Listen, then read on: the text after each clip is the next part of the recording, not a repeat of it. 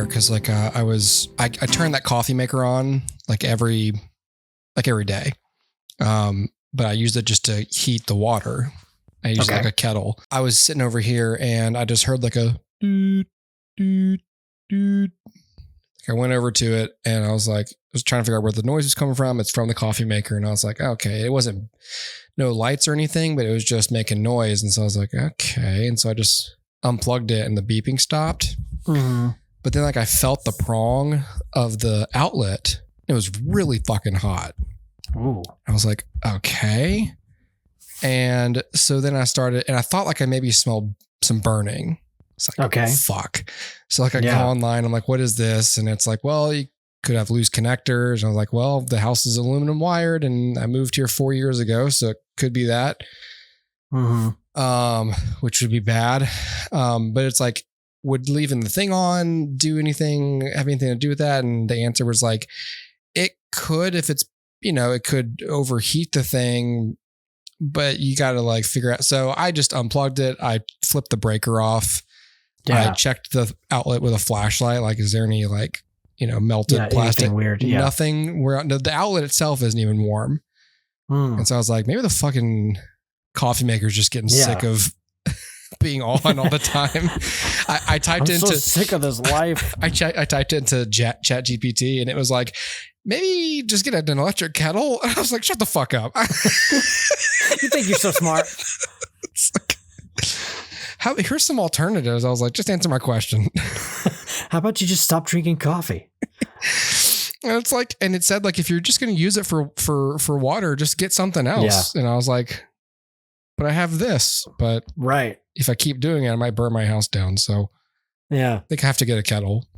It's like, this is free, but it's dangerous. I still put in like a work order for a electrician to come as soon as possible. I was just like, I told him the whole story and I was like, listen, I don't know. I just would rather not burn the house down out of negligence. I think the burning I smelled, like the top of the pot, it's been a while since I machine washed it, but I only put water in it. So it's not, a huge deal, but there is some kind of like heat residue that accumulates up there. It has like a brown powdery looking tinge to it. And I always just thought that was like coffee fumes, but I'm like, oh, that's like just heat. Yeah. And I'm wondering if that's what I smell. And maybe it's like, well, what if I machine wash it and I do this again? I wonder if it won't do that. Yeah. I don't know. Anyway. Interesting. It was enough of a scare to where I was caught between terrifying. Yeah. Well, I was like, do I do something drastic? Like, is there an imminent fire or can this wait? And I was just trying to wait and see. Quick, kids, we're going to a hotel. It was just a strange day, man. Like Oliver got these splotches all over him.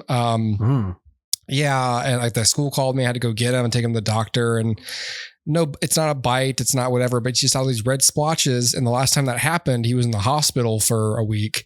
But these were like itchy red splotches and his eyes weren't red this time and his skin wasn't peeling this time. And he didn't have, cause remember last time that happened, we were doing the show. Me and John were doing the show and he came and sat on my lap and he was miserable. It's just, none of that. He was just like, yeah, this itches. So I took him home. I gave him a bath.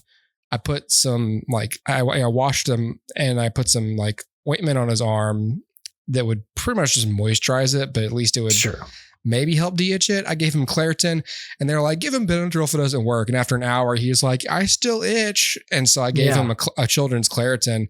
About 30 minutes later, he goes, Daddy, I don't itch anymore. And I was like, sweet. Great. Because that was my last plan. So the next step was, I don't know. I know. You're defective, son. It was a crazy day, dude. It was just those two things. I was like, oh, are these big problems or are these like small, we can take care of this within the week? Yeah. Kind of problems. But I'm not plugging that thing in tomorrow. No. I don't even know what else I turned off with that breaker because I don't even know what else is on that breaker. It's nothing else in my kit. This house is so fucking, this wiring is so. Mine's the same way. Wiring in my house sucks. I need to get it just like completely overhauled. Is it aluminum? No. Okay. Well, you're halfway there. You're halfway home. You have to get aluminum checked like every 3 to 5 years because I'm going to mansplain to you, Dustin, because please. Aluminum is more reactive to temperature changes. So if it's hot, like it is here a lot, the things expand a bit and then they contract again, and copper doesn't do that as much. So when aluminum does it, it has a greater chance of loosening connectors. And when that happens, wires start going funky and start burning, and then your house burns down. Yeah. And so when we moved to here, I was like, is that like a problem? And they're like, no, you just got to get it checked. Just get it checked. Yeah. So that was 4 years ago. It's time. Yeah. So it's about time. I knew it wasn't going to be a good time to do it, and it's certainly not right now. Yeah, right. But, it's got to be done. It's got to be done. So, yeah. I'm about to break out my other credit card. Take care of it. Yep. Sounds all right. Christen card number 2. That's right. Yes. Great. Okay. Well, what else is new, and what's new in your life? How's your house? The house is good. No, everything's solid. I mean, it is what it is. We're trying to grow some strawberries. Ooh. Yeah. We've got this blueberry bush out front, and it does so well. Like, we get so many blueberries. Like, how can we eat this many blueberries? And it's only going to get bigger. And like, my parents have blueberries that it's impossible. Like, it's too many blueberries. Nobody needs this many blueberries. See, I can eat a lot of blueberries, but it's hard for me to conceptualize having so many blueberries that I can't give them away fast enough. Literally, like I get if you have chickens and you have like, hey, I've got plenty of eggs, you give them to people. I get it. Like, you can only have like a dozen eggs in a day, and you don't want to do that every day. Correct. But blueberries, like, I can eat like 6 pounds of blueberries. A lot of blueberries. So my parents' blueberries are super like mature bushes. So there's like just tons of blueberries all over the place. And for me, my blueberry bush is super like new. Like, I think it's a year 2, but it's still super full, and like there's just so many blueberries. We've got blackberries too. We've got a bunch of wild blackberries, which are great. And then we bought like a different blueberry bush last year, and it did okay. And like, I think it's coming back now, but it's not producing anything yet. And our strawberries aren't producing anything yet, but we're well on our way to having fruits abounding. Yeah. If I can ever get my yard situated, I think I'm pretty close to tearing down that little fort we have out there, because it's just rotting, and one day it's just going to break. Yep. And I'm thinking maybe like some tornado, like, when we get into like hurricane season, I'm just going to wait for a storm to hit. I think I'm going to like launder the breaking of the thing. Yes. I'm going to destroy it myself in the middle of the night and go, oh, kids, it's gone. You wouldn't believe it. There's only one thing damaged. That's definitely a natural disaster that happened to that. Because it's just in the middle of like the best part of my yard. And, they barely use it, and it can only hold the weight of my little kids. And it's like, I don't know, maybe we should just put this thing out to pasture, because then I could move the planters that we now have. They're small. They're smaller than they could fit on this desk. And but still, it's like, that's like the best sunspot in the whole yard though. And it really should be given to the things they're trying to grow. So I'm thinking about it. Yeah. I'm thinking about just eminent domaining that thing. Just do it. Taking it. Taking back my yard. One place at a time. Yep. All right. Do it. Okay. Well, this is the Day the Earth Blew Up episode. So yeah. And I guess, you know what? We're going to come back after the episode and talk about, Coyote versus Acme, because we talk about it quite a lot in this episode, and there's finally been an update on that. So that's why I held it. We recorded this episode like 2 months ago. Yeah, it's been a while, and so I wanted to hold it to where there's information, and stuff to talk about. Something happened. So yay! All right, please enjoy Coyote versus Acme. No, the day the Earth blew up. Hopefully, one day you can enjoy Coyote versus Acme.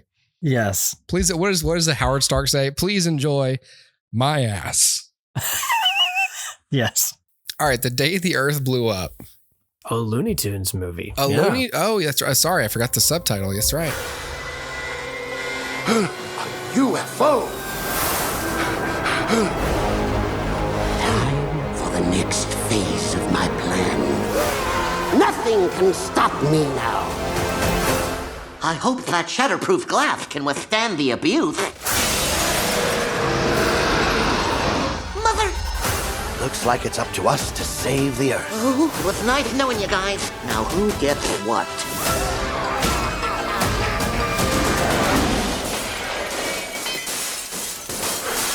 Situation is under control. There's no way we could screw this up.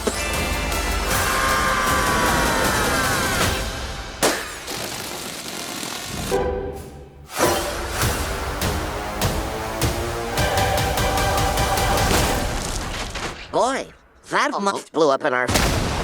So this is directed by Pete Braungart, and it has oh my God, it's like 90 writers. Yeah. Oh, what's that all about? And like 4 story consultants. I don't know. I don't know how this is possible, but yes. The only thing I can think, rights, maybe character so rights. I think it is a legal thing because they wrote, from what I understand, this is a spinoff of the Looney Tunes cartoons they were making, and so they were making this, and so my thought is maybe this is the whole writers' room. They got the credit for this. Jeez. I don't know why, because even then you would think there would be somebody that's a screenplay by. Well, yeah, and everybody else would get story by. If you're in the writers, if you work for arbitration in the Writers Guild and you come across a script with like a dozen writers on it, you're going, okay, mathematically you can't possibly each have an equal share of this screenplay. Like, correct. You all fall below the 12% threshold or whatever it is, you know. Yep. Like you would just think that math itself would just exclude almost all of them. Correct. Exactly. Jeez. But yeah, you're right. Tons of writers, and it stars Eric Balza as Daffy and Porky, Candy Milo as Petunia Pig, and a bunch, a few other voices, but it's mostly like the two of them holding down this movie. So as I explained, this is a spinoff of the Looney Tunes cartoons that started, I think, in 2020, which were done in the style of like the Bob Clampett Looney Tunes of old. And so this has that very, old Looney Tunes feel to it. And it's a throwback to the old Daffy Duck, Porky Pig shorts that they would make where they're like roommates and, on each other's nerves. I wasn't even aware of this. Yeah, that was like early Daffy. So like the Daffy we all know is like the greedy, really arrogant with no actual talent Daffy. Yeah. But before that, he was just like this wacky, like, I don't know, like super off the wall crazy guy. And that's kind of what this is. And so they paired him up with Porky, who would be the straight man. And they did like, a whole bunch of shorts where they were like roommates, and, they would get into shenanigans. Like I remember one specifically where like the water in the faucet was dripping and like Porky couldn't sleep. And then Daffy kept like waking him up by like gargling and then like loudly snoring and like all these things. That like roommates would deal with, but like it's Porky and Daffy. And so this is a sort of a callback to that. And I want to see the one where where Porky goes, was my dick just out? Porky doesn't wear pants, dude. So yes, it was. This is what I had to deal with. You're talking about normal roommate stuff. Like this is, you know what I remember? I remember that. Yeah. Well, and now the audience has a peek into our college life. Yeah. That wasn't me and you. I'm just saying, like, it was not our college life, just college in general. Yeah, man. This is a weird movie because here's the deal. It was like I said, it was a spinoff of the show, but it was produced for HBO Max. And so it was going to be released on streaming, but then at some point it got the promotion to theatrically released. But then I guess Warner Brothers got cold feet, or Zaslav or whoever, and decided like, never mind, we're not going to release this. And so I guess in contention at one point, it was like, are we just going to shelve the thing like we did with Coyote versus Acme and everything else? Or like, what are we going to do with this? And somehow a little company called Ketchup Entertainment purchased the distribution rights. So it was distributed not by Warner Brothers, but by Ketchup. And so Ketchup obviously has like no money, so they put no money into the marketing of this, so nobody knows this exists, and Warner Brothers is directly to blame. And on the weekend that this is released in theaters, Max scrubs all classic Looney Tunes shorts off the platform. What? It's as if Warner Brothers is actively trying to sabotage the release of this film. That doesn't sound like the Warner Brothers I know. Yeah. The Warner Brothers I know would have shot it in the face. In front Put of, it out to pasture. in front of a crowd to make an example out of it, like it did to Batgirl. Goodbye, Daffy. This It's just Zaslav with a gun. That's all, folks. But yeah, that's the weird release of this film. It makes no sense to me. I don't understand it. But the premise of the film is simple. Daffy and Porky are roommates. They live in this house that's been bequeathed to them, willed to them by their recently deceased adopted father. And it kind of is in shambles, this home. And so the home inspector is like, if you don't get this home up to code in 3 days or whatever it is, we're going to evict you. And so they now have to actually do something they've never done before. Get jobs and pay for the renovations on this house so it meets code so they can stay in it. And all kinds of shenanigans ensue, including that Daffy finds that the new rollout of some chewing gum might in fact be part of an alien invasion tactic. And so the film is going Dan Aykroyd on us now. Yeah. Is equal parts like 1950s B sci-fi schlocky film, and Looney Tunes. So rightfully so, it has a very simple premise. You know, we got to raise this money, but then there's this weird alien thing. It's a little weird, and here's why. The alien thing is not Marvin the Martian. It's a new creation. It's a new character called the Invader. And it's, you know, he's an interesting character, sure, but it's weird that it's not Marvin. And what's also weird is that there are, apart from Daffy, Porky, and Petunia Pig, there are no other Looney Tunes characters in this film. So you will not see Bugs or Taz or Sylvester or Tweety, none of them. This is essentially a Porky and Daffy short expanded into an hour-and-a-half runtime. It is not what you would... like what I would do if somebody were like, make a Looney Tunes movie. It's like, okay, well, I have to use all of the characters, right? And like represent all of them somehow, the way Space Jam does or Looney Tunes Back in Action, like make sure they're all in there. But no, it's just Porky and Daffy. And there's a couple of like cameos from like, you know, background Looney Tunes characters that I don't know their names, but I recognize their designs. But like the main ones, right? The ones that Mel Blanc voiced that we all know, they don't show up here. There's some good things here. Eric Bauza does a great job as Daffy and Porky. He's giving really solid comedic performances, but also the film tries to get a little like heartwarmy, but not like in a bad way. But you know, I mean, it's Looney Tunes, so you can't go too heartfelt with it. But Eric Bauza does a really great job at that as well. Candy Milo does a great job as Petunia, and her relationship with Porky is actually really sweet. And so there's a lot here that like, as a kid, I really would have liked, because it's, you know, it's like taking itself seriously enough to give me character arcs and like human emotions. It's not just zany, off the wall, whatever.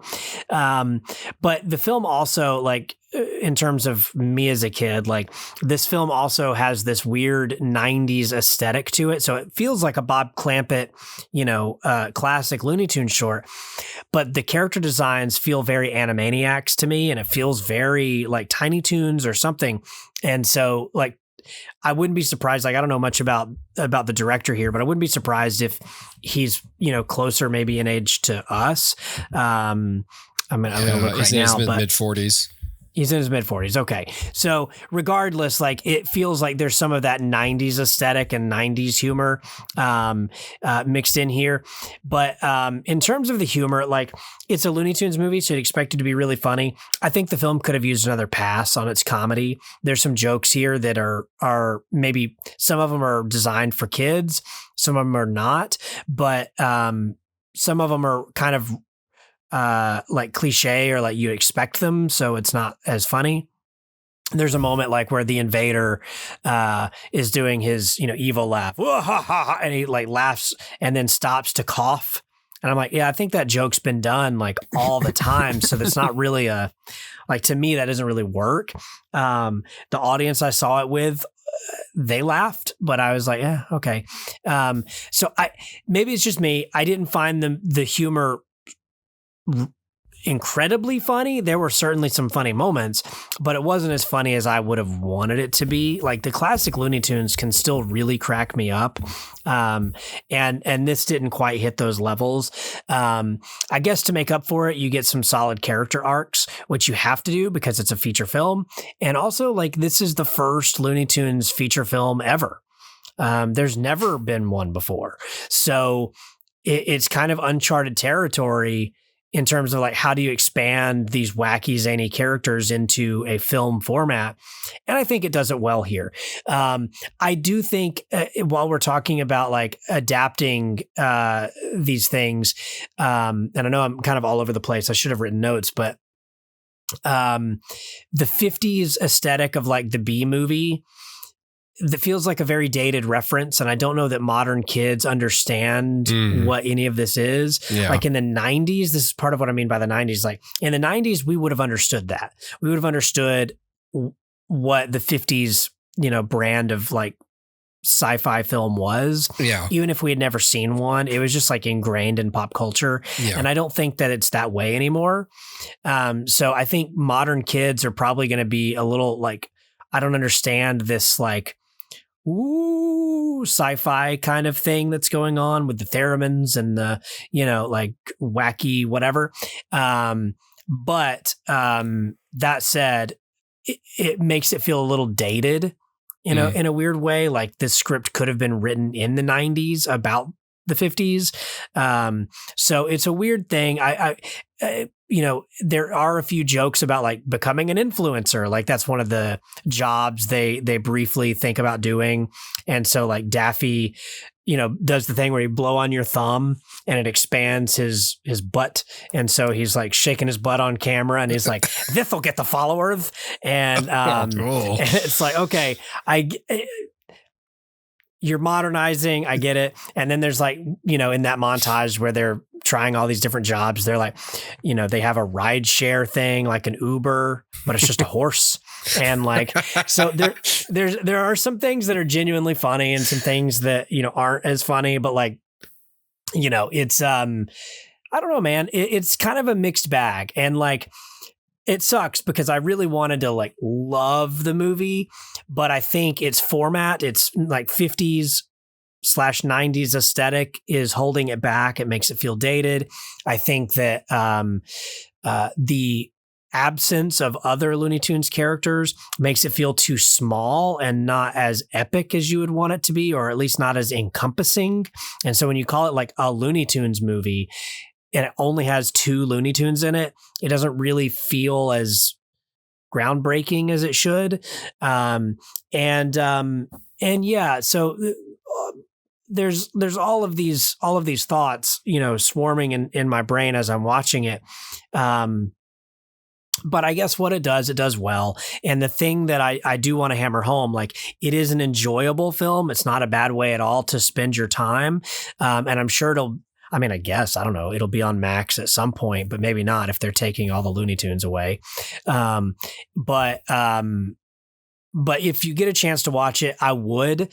And I would even go as far as to say, like, if you even have a passing interest, please go see this in theaters. I would love nothing more than for Warner Brothers to have like shoved this off to some no-name company who has no money to market it, and it's still to like earn its budget back. For it to just not flop would be great. And it would be a kick in the face to Zaslav, who could have actually marketed it and made money off of it.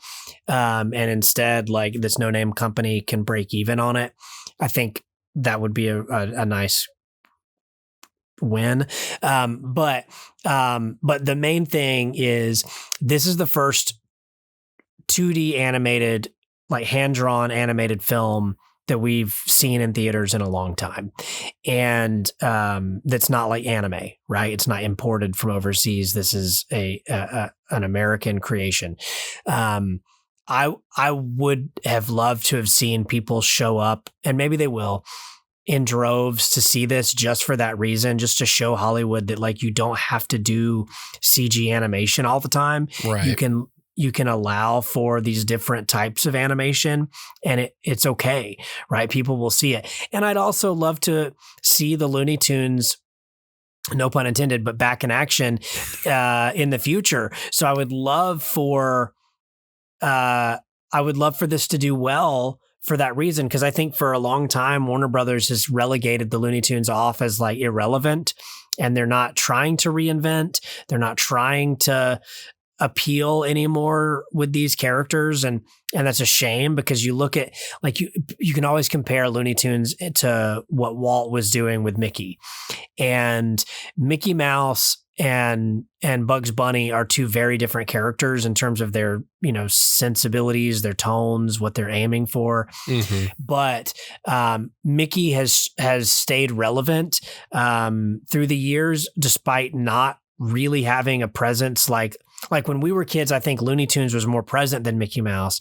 but Mickey stayed relevant because of things like Mickey Mouse Clubhouse, mm-hmm. and a ton of like shorts that get made pretty consistently and aired as interstitials on Disney Channel and whatever else. Like, kids are being constantly introduced and reintroduced to Mickey. And then, you know, there's all the theme parks and, you know, everything that keeps Mickey alive. And Warner Brothers has just kind of like sat on Looney Tunes for so long. There's a lot, like two whole generations of people who just don't know what the Looney Tunes are. And it's probably partially why Space Jam: A New Legacy underperformed and didn't do what people wanted it to do. I mean, that, and it was pushed onto Max, you know, day one. Mm-hmm. It was in theaters. But regardless, it probably didn't do as well because, like, people just don't know about the Looney Tunes. Like, these characters have been around for 90 years for a reason, and it sucks to just see them kind of go away. And I'd hate for David Zaslav to get the idea from this that people don't care, and people don't want 2D animation, and people don't want the Looney Tunes, and that would suck. So if you have even a passing interest in this film, I'd just say please go see it for that reason. It's an okay film, and you won't regret your time seeing it, you know, seeing it, but it's not going to change your world either. But I will say, in terms of the animation, it's very well animated, and if you're just like an animation purist, there's a lot for you to enjoy here. Some really cool fluid 2D animation that harkens back to the golden age of Looney Tunes. So, yeah, man, that's Looney Tunes movie, The Day the Earth Blew Up. I think I said that reverse, whatever. But, you know, yeah, man, you probably don't even know this movie exists, but go see it if you have a chance, if it's playing near you. And Catch Up is putting out a DVD and Blu-ray release in late May. Are they really? Cool. Yeah. Good for them. Because I'm imagining that's how they are going to break even on it. Because I know that it would have made like $6 million at the box office so far. Yeah. So you know what? I'll buy it. Why not? I'll toss $20 their way. Yeah. There's a Hollywood Reporter article too about how this one came to the came to the big screen it's called From the Brink to the Big Screen, How the Looney Tunes Film Defied the Odds. That was in December. So yeah, I don't know. Yeah. Interesting. Yeah. I agree. Like, I don't know why the Looney Tunes can't seem to like, and I guess it's just down to the brand management, but yeah, like they can't seem to get that to hit. The last time it hit big was Space Jam. Yeah. And they haven't been able to replicate that. And that was probably only due to Michael Jordan. I would watch a movie that was the Looney Tunes with like Pete Davidson or something. Like, yeah, somebody. Honestly, like so that's partially what Coyote versus Acme was. So did you hear about this? Mm-mm. So they greenlit a film. I'm gonna pull this up because I want to get the facts right. They produced a film that was supposed to release maybe a year or so ago, maybe in 2024 or something like that. But the film starred John Cena, Will Forte, and a bunch of other like comedians and comedians. I did hear about this. And it was written by partially by James Gunn. It was like everyone, by all accounts, everyone was super passionate about it and loved it. The idea was, so it's a live action animated hybrid, just like all the other Looney Tunes movies have been. Mm-hmm. And the idea was, after years and years of trying to capture the Roadrunner using Acme products and hurting himself, the Coyote decides to sue the Acme Corporation. And so it's a legal drama. It's a legal comedy drama starring the Looney Tunes. And that's a hilarious idea, and I love it. And David Zaslav wrote it off for tax purposes, like Batgirl, and it'll never see the light of day. And that sucks. But that was that. And I'd love to see that. So that was in November 2023 to get a $30 million tax write-off. But people were so pissed about it that Warner Brothers let Dave Green, the director, like shop it to other distributors. They could, and then a year ago they couldn't negotiate with any buyers. So then Warner Brothers Discovery was like, oh, maybe we'll just shelve it again. But then they were like still talking to people. And then it says, as of April 2024, the film remains available for acquisition, according to a Warner Brothers spokesperson. I don't know if that. Interesting. I don't know if that's still the case. Let me see if I can find that. Cause I wanted to see that so bad. Yeah. There's a picture of it where it's Will Forte in a courtroom and Wile E. Coyote sitting next to him. And just that one still image is hilarious to me. Yep. I can't find it in the news. I'm okay with the idea of Looney Tunes movies being hybrid with live action, and like all of them being that way. I do think, the purist in me goes like, well, they should just do animated movies like this is, like The Day the Earth Blew Up. But I don't really understand the idea behind not including all of the Looney Tunes in it. But then again, maybe Coyote vs. Acme wasn't going to. I would imagine there's like at least some sort of montage where they're bringing in other people who've, been wronged by Acme. And like, I could imagine like Bugs or Daffy being questioned as a witness or whatever. Like, I'm sure that happens in the film. But it sounds like maybe it doesn't it only primarily deals with the Coyote and Roadrunner. So maybe that was going to be the same, but like, if somebody gave me the option, was like, hey, write a Looney Tunes film, I certainly would be like, okay, well, how am I going to include all of those characters? I've got to do it somehow. And it's perplexing that they didn't. That makes me so angry, man. Every time we talk about Warner Brothers, it just reminded how shitty they are right now. Yeah, I just can't understand the thought process.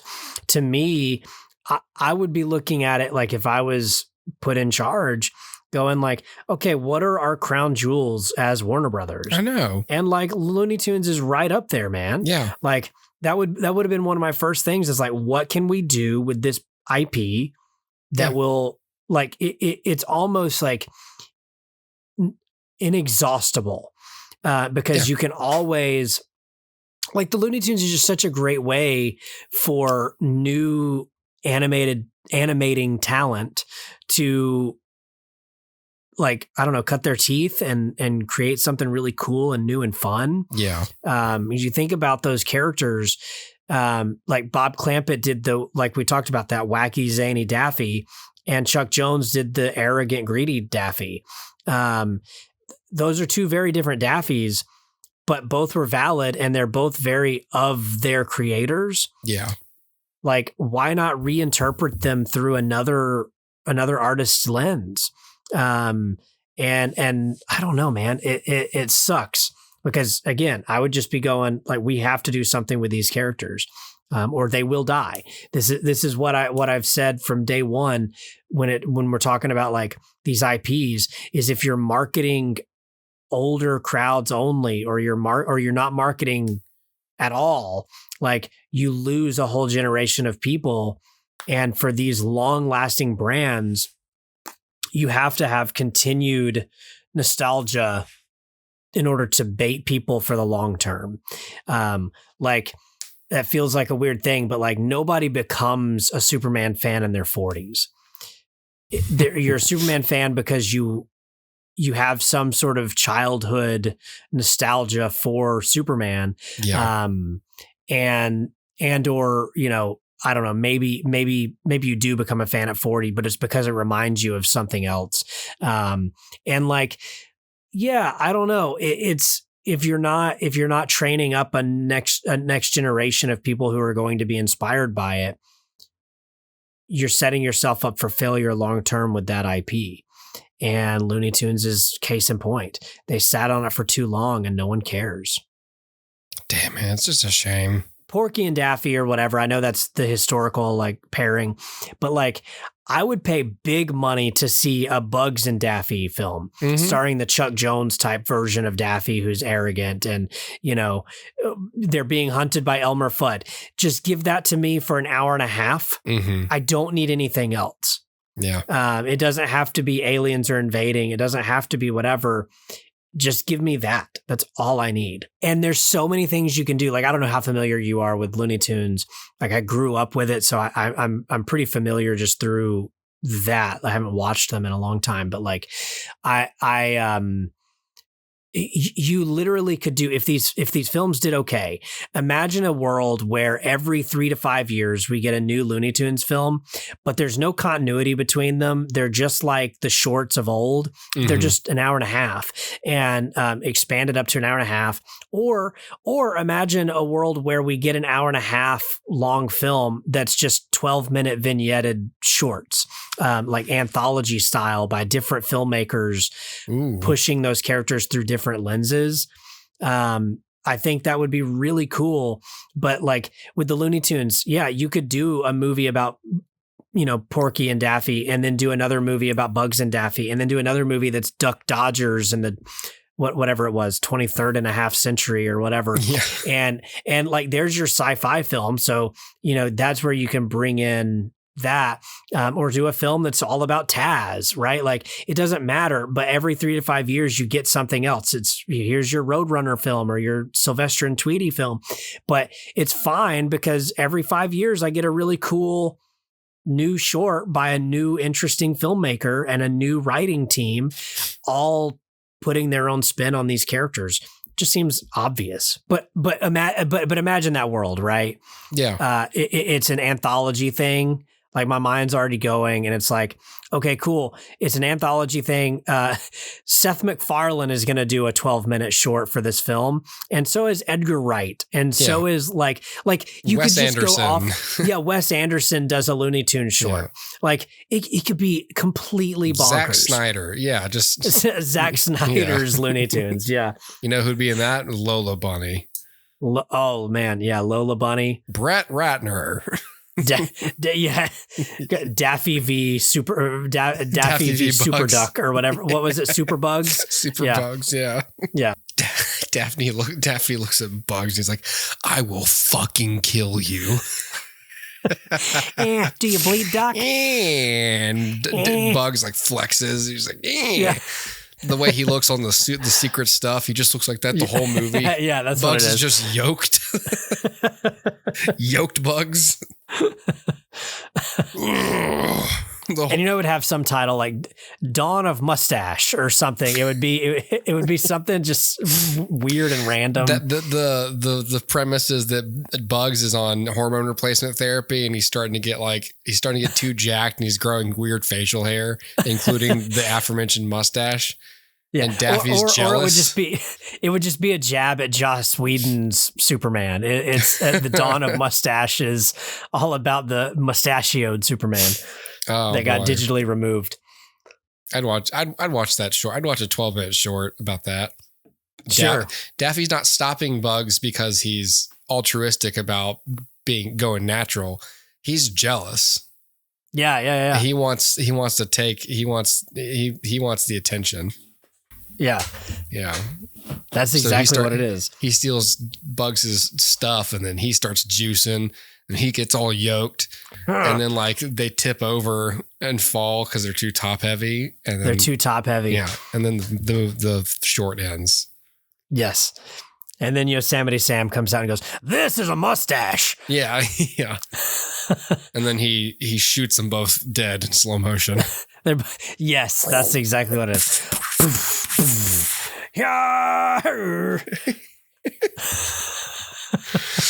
All right. Okay, then. That's the Looney Tunes. That's all, folks. That's all, folks.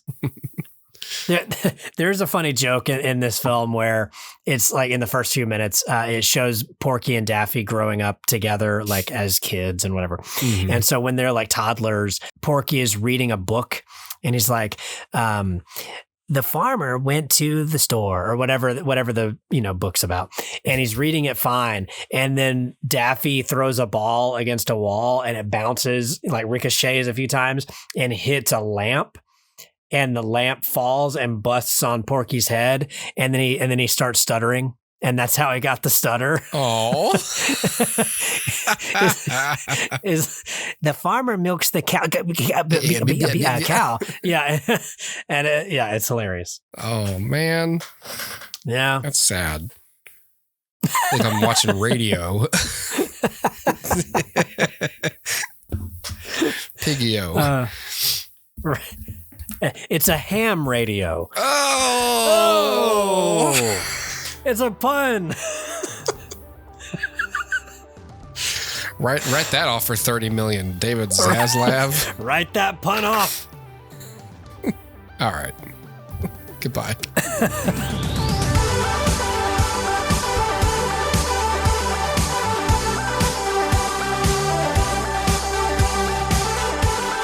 I did want to come back and talk about this.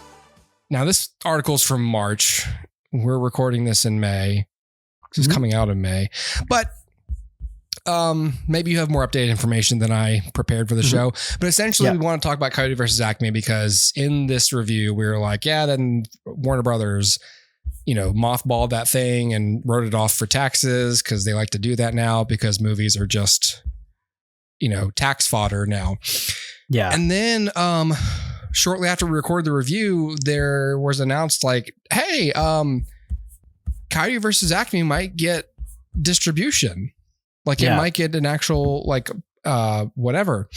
And so, and it turned out that it was Catch Up Entertainment, at least at the time of this article, the same company that was responsible for The Day the Earth Blew Up. They kind of got into talks with Warner Brothers and like, hey, what do you think? We're here. Yeah. And that made me really happy because we'd spent 30 minutes being sad about it. And is there any more? That's the latest I have is Catch Up was talking about distributing it. I haven't heard about like a deal coming through or like a date or anything? So as of May 8th, so a few days ago, Okay. at this recording, Variety announced that there is that they have officially acquired the rights, catch up, for $50 million. Yeah. And it is going to be hitting the Cannes marketplace. So they're bringing it to Cannes, and they're going to try to distribute it from the festival. And so who knows who's going to pick it up from there, but basically anybody could. The statement was, we're not just bringing a family film to Cannes, we're bringing a global event, commented Gareth West, CEO of Ketchup Entertainment. Coyote vs. Acme is a true 4-quadrant crowd pleaser. The performances are sublime. The world building is extraordinary. Yes. And Dave Green has delivered something visually inventive and emotionally satisfying that honors Looney Tunes legacy while launching it into a whole new dimension. Yeah. With Chris Tafaria and James Gunn guiding the production, the film has the pedigree, power, and playability to travel. Gregoire's passion and vision for the international rollout are exactly what this film deserves. James Gunn. And we're excited to partner. Yeah, James Gunn's like a co-writer and producer or something. Oh. And we're thrilled to partner with him for the global stage. So they're partnering, and yeah, it's happening. So Gregoire Merlin owns a Paris-based company that's basically international sales. So they're looking to now sell, like Ketchup has the rights, and they're looking to sell to distributor. Do you think this will get into theaters at all, or do you think it'll just go to VOD? I think it'd probably go either way. If I had money to put on this, I would bet that they're going to try to get this in theaters. That'd be cool. I'd see it in theaters. Yeah, just for the sake of it, might as well. But yeah, let me see. It's good for the story if we saw it in theaters. Exactly. I say this to John every time when we catch up about like life. I'll say something. I'll go, "It's okay. I think it's good for my arc." It's good for the arc. So I like to say that with life, like it's good for the story if we were to see it in theaters. Yes, exactly. My concept of God is just a writer's room. A writer's room. That's exactly what it is. So directed by Dave Green, and Dave Green or David Gordon Green? Dave Green. Okay, not David Gordon. I thought they were just professionalizing his name. I thought he grew out of his middle name. I grew up.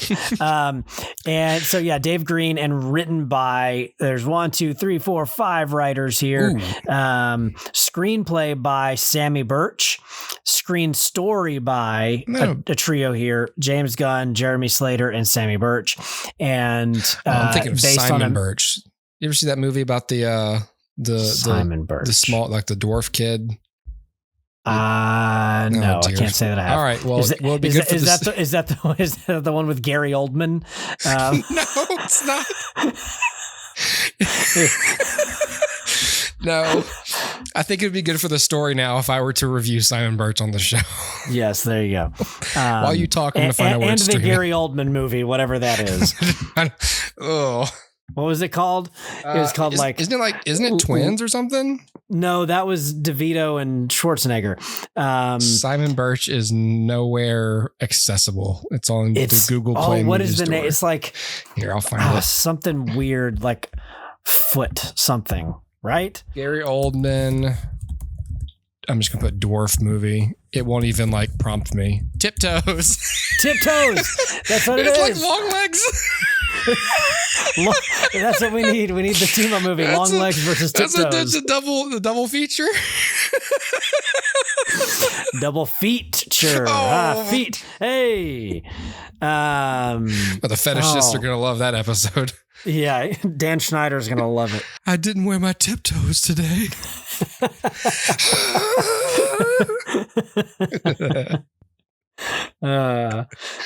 Kellen sent me a meme today that was like, why aren't we talking about how Margie Taylor Greene looks like Long Legs?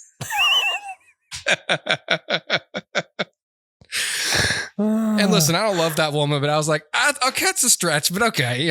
Sure. I still like this, but we need the foot cinematic universe. Tiptoes versus Long Legs. Long Legs, yes. Tiptoe v Long Legs. Tiptoe v Long Legs. Okay, so the writer was Sammy Birch, not Simon Birch.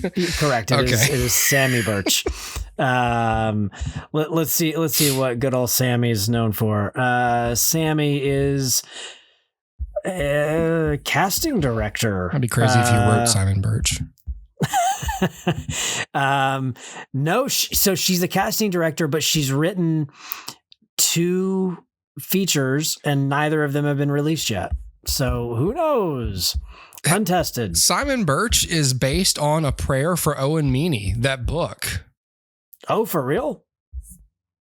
I didn't realize that. I would have read that book. I like Simon Birch. Okay. Is it Tiptoe or Tiptoes? Tiptoes. I have to get this right. It's Tiptoes. Yeah. Okay. I never saw the first Tiptoe. It sounds like Tiptoe was about a dwarf with 1 foot. Yes. And Tiptoes was where we meet the queen. And then the 1.5 movie was My Left Foot. That's where his other foot went. My left foot. That's about where his other foot went. Right. And then, right. So that was like Lion King 1.5. And then Das Boot. Like an old neighborhood nickname, like, oh, there goes Tiptoes. Hey, look, his Tiptoes is coming. Like Twinkle Toes, but Tiptoe. Oh, Tiptoes. Why gotta be so quiet all the time? Jesus Christ. A little warning next time, Tiptoes. Sneak it up on me. It's such a Sopranos thing. Maron. No, Tiptoes is coming. Hey, Tone, you see this guy? It's either, or I could see them calling like a really loud stepper Tiptoes as an ironic, like, oh yeah, no one knows you're coming, Tiptoes. Oh, it's Tiptoes. Here it comes, everybody, Tiptoes. Like when you call a huge guy tiny. Yeah, right. Okay. Well, good. Well, hopefully we can see Coyote versus Acme soon. Yeah. Or, ever. At some point. Yeah, right. I just want to see it. Yeah. I just want to know, isn't it going to be the ultimate, like, just downer if this movie sucks? It's like John Cena and everyone's like, we made a fuss about it just to kind of like, oh no, it's never going to be shown. It was my best film. It was so good. I was great in it. And then the dog is going to catch the car and it's like, oh, we shouldn't have put all this thought into this. Oh, no. Ketchup goes bankrupt. Like, I can't believe we staked our whole business on this. We bought this without watching it? Zaslav's over there like, do you want a screener of this? And they're like, nah, we don't need it. That's when Zaslav goes, okay, I'm officially not making any more creative choices. Like that's fine. Ketchup's like, nah, we believe Will Forte. He says it's great. That's all we need. Wile E. Coyote said it was good. He didn't say anything. He just held up a sign. It's good. It's like 3.5 stars. Like, it's all right. It's fine. All right, everyone. Goodbye.